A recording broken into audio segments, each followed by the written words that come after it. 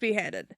Just 3 days ago, they had met up with Captain Ryan also, and his remaining 900 men, following their defeat of the Imperial Order. All the good guys met each other. They didn't meet any of the bad guys. Everything worked out great.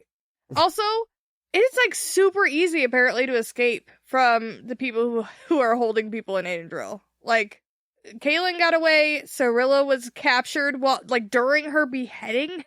Kaylin got away again. They have shitty guards. No, you should just shoot him right now. Why leave him with 2 inept guards and give the chance of them to escape? And tell them exactly how much time they have and exactly how weak their cuffs are in the exact points that they need to use. Oh, no. I leave the low-skill guards with you because just in case something happens, I don't want to, lose my best men. It's like, well, I'm killing all your worst ones then. Ed there, if you knock him on the back of the head in just the right spot, he won't wake up for 4 days. It goes right back to Austin Powers for me. Kaylin just runs up to him like, hey, do you know who I am? Okay, just lay down. Just pretend I beat you up because you're not going to win. That happens in Gallivant, too. He's like, you know who I am? And they all just, oh. So, Kaylin is happy to see that Cirilla is waking up now and then, even if her time awake is mostly spent in a stupor or screaming at the sight of men. She has been trying to convince Kaylin to take her role as the Queen of Gallia. She doesn't feel like she can lead after everything that's happened to her, and Kaylin will only agree to temporarily taking the mantle over, which sends Cirilla back into her visions of shittiness. Okay, so I understand Cirilla being upset by men being around her. That makes perfect sense. She's just been through a traumatic experience, so I know her staring off into the abyss and just kind of being inside her own head makes perfect sense, but I don't get why she's saying she can't be the queen anymore, because, I know she's in a bad way, right? But, she could just be the queen. Was it something to do with the fact that she was, obviously raped? Does that make her not worthy of being queen for some reason? Or I don't understand why Cirilla's like, nope, I can't do it. I'm not good enough for it. I do think a lot of it is her mental breakdown. Her brain isn't there right now. She's slipping in and out of consciousness even. She's not there all the time. But also, it may have something to do with not only was she raped, but she held her hand over her stomach, so I don't know if there's more going on there. Maybe she's preggers. Yeah. Okay, so then maybe other than her potentially being pregnant, there's no real official reason that she couldn't be queen. She's just mentally not up to it. Yeah, I think so. Which is fair. Yeah, I think that could in itself be that could be a reason for people to try to dethrone her. So I feel like you have to have a strong leader. So she's mentally broken. But also the fact that if she's queen and if she is pregnant, then her babies would potentially be the heir. And those are rapist babies. Not king material. Right. Yeah. That's actually, no, that sounded mean. Obviously, it's not the child's fault. We've talked about this before. But yeah. Yeah. Yeah. So Prince Harold tells Kaylin that she has to do as Cirilla tells her because she is the queen. Which, apparently she doesn't really feel like she's a queen right now, so I don't know if we should have to take her orders if she thinks she's not mentally able to make orders. Right. Could you imagine the fights between brothers and sisters if you're dealing with princes and kings and queens? I'm the queen. You have to do what I said. You gotta eat shit. If not, she just goes to, the old queen. Ma! Tell Kaylin she's got to do what I say. So, apparently, Harold can't be the king because he is a soldier and he has a dick. So he's got to play soldier, and that's more important than leading. That doesn't sound fun to him. So he's just gonna, go play with swords and shit. Yeah, basically, I don't feel like doing it, so I'm not going to. Yeah. What kind of a reason is that? I can't do... Dude, look around. Kings do both. Yeah, he says I have to lead my people in battle. That's where I can help them. I can't lead them that way. That. What are you talking about? During the battle. And then after the battle, you got that kick-ass chair to sit on. I hate this guy's answer so much. And you could have it all. And at the end, his like final point is that Kaelin has to do it because she's King Wyborn's daughter. So she's an Abnel, so she has to do it. Fucking, you are too! Firstborn son, fuck you. You win. Eat a dick. You totally win the royal lottery. You're a man, for one, and you're the king's son from, like, a marriage that he was... legitimate. Yeah. On top of that, you were literally made for this role, whereas I was made a confessor when I was born. Right. Which means I literally am not supposed to be holding fucking office, or, do you call it office? I mean, holding in a court. way, holding court. You have the throne. Yeah, I that's not supposed to be my role. I have other shit that was, like, put on my shoulders as my birthright, not a crown. Right. Kaelin is more in a service role than anything else. Yeah. I mean, we know this, that it's no walk in the park to be a confessor, and it's not like people are doing you favors because you're a confessor. Like, you're terrified, you're shunned, you're kind of an outcast. Even though you have power, it's not the same kind. You're right. So, after a while, Zed comes to Kaelin, and he tells her not to blame herself for what happened to Richard. And she tells him that she remembers the look in his eye when he heard about Richard, more specifically what she made Richard do.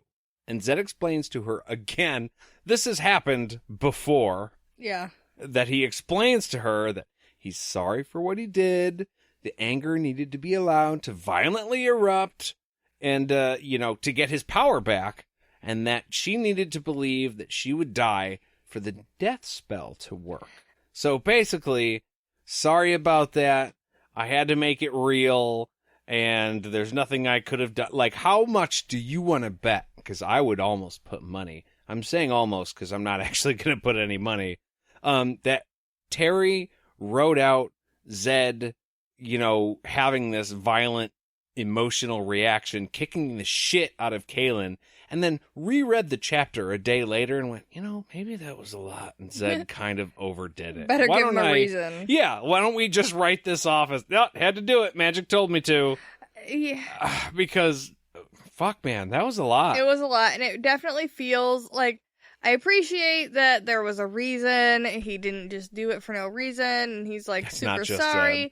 But it definitely feels like, I don't know. Like classic abusers when they apologize after hitting you, and they're like, I'm really sorry, I got so mad and I had to get it out and it'll never happen again. I needed you to know how upset I was. Like, yeah, it's you've got a mouth for that, asshole. Yeah, it made me feel a little icky when he was apologizing for it and giving like valid reasons for why he had to beat the shit out of her and why it's fine now. See what you made me do? Yeah. Yeah.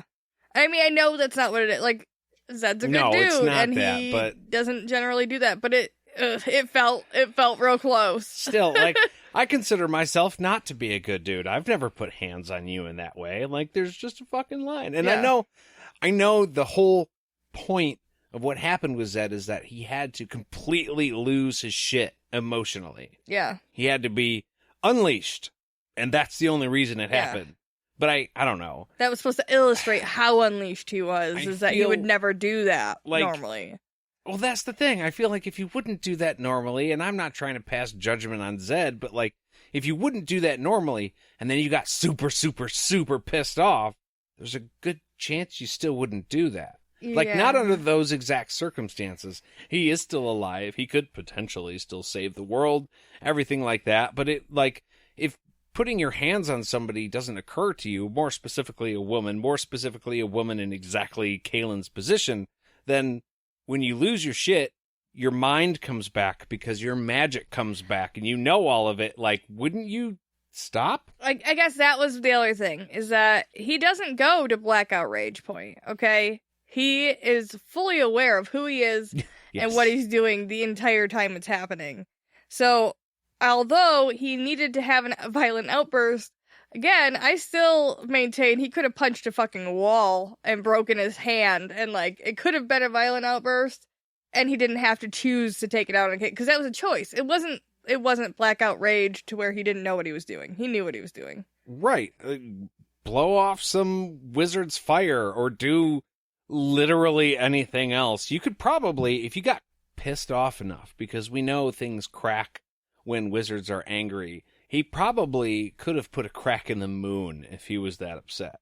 Just instead of turning it around and directing it at Kaylin. And I mean, it could have been literally anywhere. Now, here's the thing. He didn't. We could say, yeah, he could have done this, and he could have done 10,000 other things, but he didn't. He did what he did, and, like, I don't know, it leaves a mark.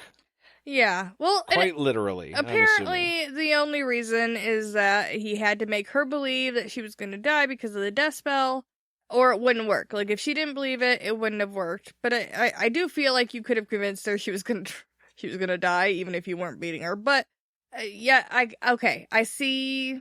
why even the reader had to be convinced that he was fully not Zed anymore.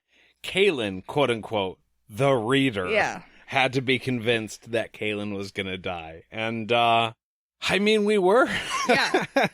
Yeah, well, and you know what? I don't know if we mentioned this, that reading back through these last chapters, after having read the book once, you want to get to the end, right? You're like, I know... But you know what happens after you've read it the first time. Right. So you're in this, like, race to the end because you want to get there, but not because you're not aware. Like, the first time I read this book, I was on pins and needles. Oh, yeah. Not sure how it was going to work. Positive Kaylin was going to die, or that she did die, and it was, like, a crazy experience. And I'll never forget reading it for the first time, but it definitely is a different, not bad, but it's not as, like, intense reading it for the second time or the third time. Yeah. Which, thankfully, right? Yeah. But yeah, so the only way for them to do this was the death spell, so that nobody knew that Kaylin was alive still, so that they wouldn't chase after her, because they could have gotten away. Zed could have killed everybody and they could have ran, but they still would have had, like, pursuers. Yeah, in this way they can get away clean. They don't need to worry about even hiding their tracks, because right now Kaylin doesn't exist, which is perfect. Yeah. Unless you're Richard trying to find Kaylin. Yeah. The worst. And he has no leads. He can't ask anybody, like, where Kaylin is, because they all saw her die. Yeah. No, everyone's positive she's dead. So Kaylin is understandably distraught, but Zed keeps trying to push the importance of fighting for magic and not letting it die out. Because apparently this issue that came up because of the Imperial Order is still something that's very large, at least in Zed's mind. Even though Captain Ryan's group apparently killed everybody in the Imperial Order that we know about, now those ideas are out there, I think. And so I think that's what the worry is that just the kernel of thought that magic should be extinguished is a problem. Well, that, and we know that magic is becoming increasingly more rare with every person born. Yeah. Like, it only happens once in a little while. Richard is the first war wizard in 3,000 years, and Kaylin is quite literally the last confessor. Yeah. So, if she doesn't have a baby, then there will be no more confessors. And if there's still prophecy, could be a false fork at this point, we don't really know, but if there's still prophecy saying, hey, this lady in white's gonna do something, and it is for, like, a future generation, then the only way for that to come to pass is for her to have a baby. Otherwise, like I said, no more confessor. Yeah. And that is basically what Zed ends up starting to talk to Kaylin about. He's basically telling her that they need to breed her so the confessors don't die out. It's been 2 weeks since they escaped her death. It's only been 2 weeks. And Richard's only been gone for a few months. Like, this is all very fresh. And I really feel like we don't necessarily need to be pushing the whole we need to breed you thing so fast. Yeah, I think there's other things that are way more important than who Kaylin is fucking right now, Zed. Yeah, like getting her pregnant. I feel like right now is not a great time to, like, get her pregnant anyways. You guys are still on the run. Yeah, he was just saying we got more shit to do. Yeah. No. Can't do that with a pregnant chick. So, Zed tells Kaylin that she has to do this to prove Richard's love for her, which is just ick. It's also, like, similar to what Kaylin was saying to Richard about the collar, but it's not the same, and it's also icky, and it's also Zed's